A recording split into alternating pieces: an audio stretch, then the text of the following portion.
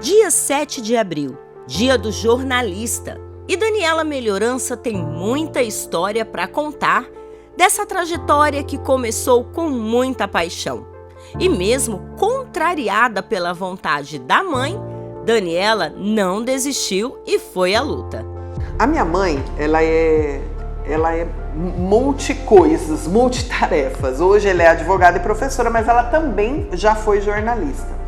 E ela trabalhou no governo Carlos Bezerra, lá atrás, quando ele era governador. Ela foi subsecretária de comunicação.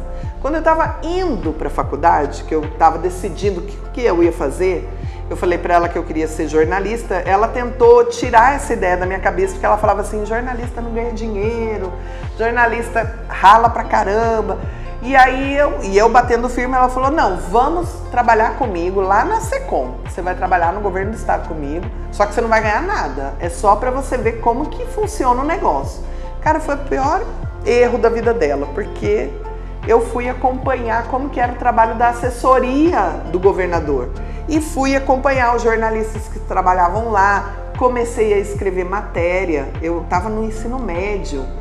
E aquilo ali o dia que eu vi a primeira matériazinha minha saindo num jornal, eu fiquei louca. Eu falei, gente, é isso que eu quero. E a matéria era besta, bobinha, mas eu achei o máximo aquilo.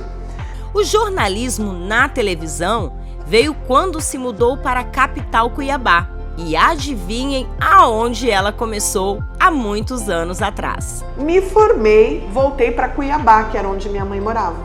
Voltei para Cuiabá para trabalhar. E aí a minha mãe virou e falou assim, e agora, onde você vai trabalhar? Eu falei, eu quero revista. Bom, em Cuiabá não tinha revista. Eu falei, bom, mais perto de revista, eu quero jornal. Tá bom, então vai procurar. Currículo embaixo do braço, vou procurar emprego. Cadê emprego? Procurando um lado, procurando o outro. Fui todos os veículos de comunicação impressos que tinha, nada. Até que a minha mãe me virou e falou assim, olha, o SBT está com uma vaga, a TV Cidade Verde na época. Vai lá. Eu falei, não vou. TV é o jornalismo mais superficial que tem. Você tem que fazer um texto em 1 minuto, você tem que contar uma história. Que tempo que eu vou... não vou. Minha mãe, Daniela, você não está em situação de escolha, minha filha. Você tem que trabalhar. Qualquer trabalho é trabalho. Vai no SBT. E eu cheguei no SBT na época.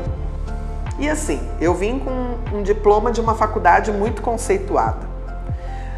Tinha o QI da minha mãe, que tinha sido a subsecretária de comunicação. Então, assim, muitas pessoas conheciam ela. Meu sobrenome não era totalmente desconhecido. Novinha, magrinha, carinha bonita, voz boa. Nossa, o pessoal do SBT faltou me botar no colo. Eu fiz entrevista num dia, no outro eu estava contratada. De lá para cá, muita coisa mudou. E Daniela ressalta a responsabilidade da notícia não só para quem a dá, mas também para quem a recebe. O verdadeiro papel do jornalista é oferecer para a sociedade a oportunidade de conhecer os fatos de todos os lados e tirar as suas próprias conclusões. O jornalista, ele não tem que ficar dando opinião. Ele não tem que contar a história de um lado só. Ele tem que chegar e falar, olha, esse é o José, essa é a Maria, o José falou isso aqui, a Maria falou isso aqui e aconteceu tal coisa. E é a população que tem que decidir qual é a história melhor, se a história melhor é a do José ou é a da Maria, se aquela história é verdadeira, se não é verdadeira. Então o papel do jornalista é esse, é levar os fatos para a sociedade. Da escrita para a TV, da TV para a assessoria de imprensa. Hoje, Daniela é representante da Unicim. E nesses anos existiram muitas reportagens, algumas exclusivas, momentos que ela viveu politicamente e culturalmente. Claro que você entrevistar algumas personalidades é sempre muito impactante. Entrevistar o presidente da República, eu lembro o dia que eu entrevistei o Fernando Henrique, para mim foi muito emocionante, porque era um presidente da República. Da mesma forma quando eu entrevistei Bolsonaro.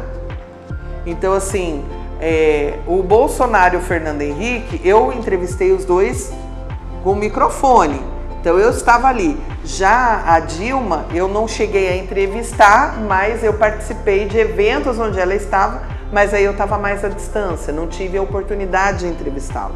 Mas é sempre impactante isso. Entre presidentes e personalidades, a emoção acompanha essa profissional, que deixa visível sua vocação e paixão pela arte de informar.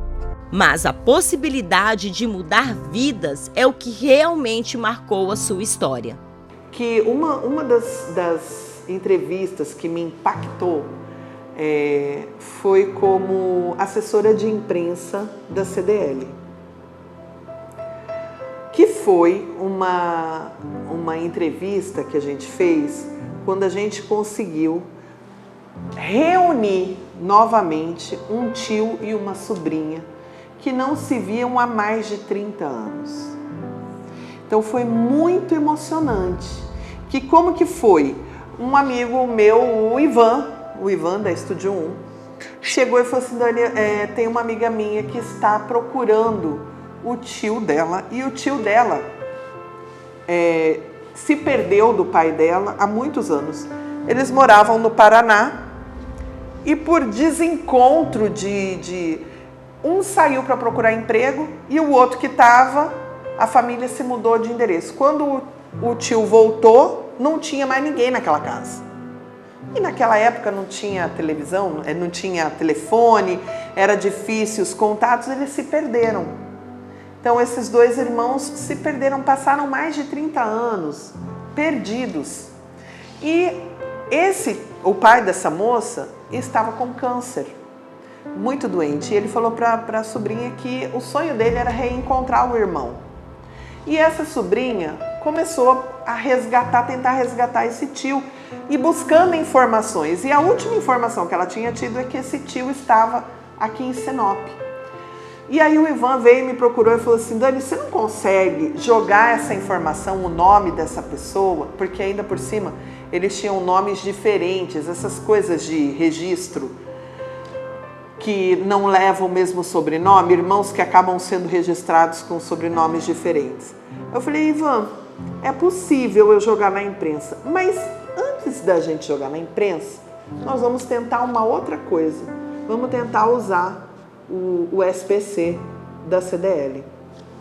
E aí, a Vanusa era gerente na época, eu chamei e falei: Vanusa, vamos tentar achar uma pessoa pelo sistema do SPC? Ela falou assim: vamos tentar. Em 10 minutos. Em 10 minutos, a gente achou esse senhor. E aí a gente promoveu então um encontro dessa sobrinha que morava em Sorriso com esse tio que morava aqui em Sinop.